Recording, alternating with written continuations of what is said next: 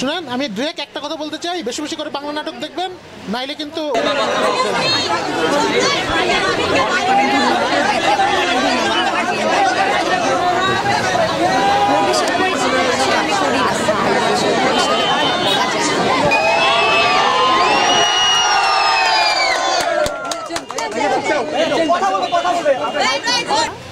Elegant beauty জোনকে অনেক অনেক ধন্যবাদ, বিথি আপুকে অনেক ধন্যবাদ আমাকে ইনভাইট করার জন্য।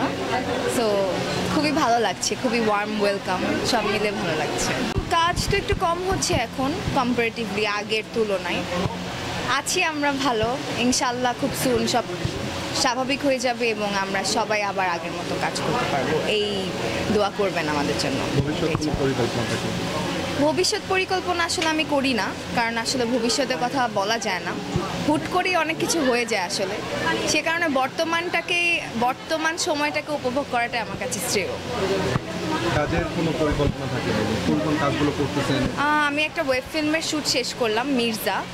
এটা সুমন আনোয়ার ভাইয়ের ডিরেকশনে এবং মোশারফ করিম ভাইয়া ছিল আমার কো আর্টিস্ট হিসেবে। তো একটা কাজ শেষ করলাম, খুব সুন এটা চলে আসবে। রংপুরবাসীদেরকে অনেক অনেক ধন্যবাদ। আসলে আমি ছোট করে বলতে চাই যে রূপচর্চাটা আসলে খুব ইম্পর্ট্যান্ট একটা জিনিস আমাদের লাইফে, মেয়েদের লাইফে স্পেশালি। যদিও সৌন্দর্যটা আসলে মন থেকে আসে বা দৃষ্টিভঙ্গি থেকে আসে, তবুও আমি বলতে চাই যে খুব সুন্দর একটা এনভায়রনমেন্টে এসেছি এবং রংপুরের মতো জায়গায় এত ভালো একটা পার্লার খুবই দরকার ছিল।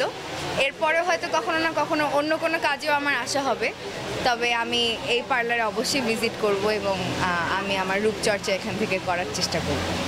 Thank you.